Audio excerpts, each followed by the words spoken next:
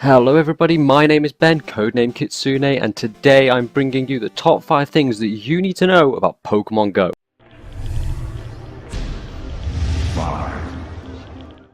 So we'll start with some basics. For people that have never heard about the game at all, it's going to be an app that's going to be available on Android and iOS, and how the game works is it spawns Pokemon at geocache locations in the real world and buzzes to tell you when there's Pokemon nearby. But here's the best part. It uses augmented reality, so you can see the Pokemon in the real world. I mean, seriously, how cool is that? You just pick up your phone, look at the camera, and be like, oh look, there's a Pikachu, and you can catch it. How well it works though, I'm going to stay a bit skeptical for now, because there's no way it looks as good as it does in the trailer.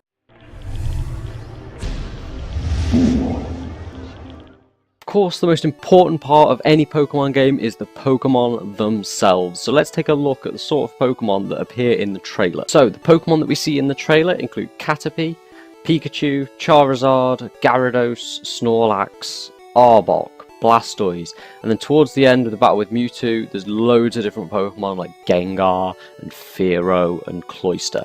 But all these Pokemon have one thing in common. The thing that they've got in common is that they're all Generation 1 Pokemon from Red and Blue's Kanto region. In my personal opinion, it's better to have the first generation of Pokemon and maybe gradually introduce the others, because it could be way too crowded if they had all of them in at once. And also, let's be honest, who wants to be woken up by a notification at 4 AM to tell them there's a frickin' Klefki on their dining room table? 3. Now, number 3 is something that I want to talk about that a lot of people aren't happy about, and that's microtransactions. People think that microtransactions are going to ruin the game because it's basically going to become a pay-to-win type scenario, but I think if done right, it won't damage the game too much. My idea of how to use microtransactions would be you get money from battling and from catching Pokemon as you do in the normal game, and you can then spend those in the Pokemart to buy Pokeballs and items.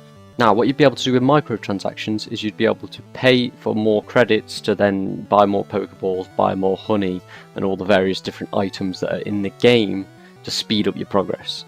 Games like Fallout Shelter proved that microtransactions aren't necessarily a bad thing, and you can still make a good game with microtransactions that don't really affect it.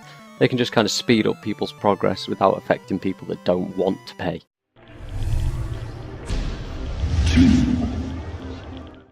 So from the trailer we can see that you can do all the things that you could do online on the DS and 3DS games, such as battling against other people so that you can test out your team, and also trading with them so you can get the Pokemon that you really want.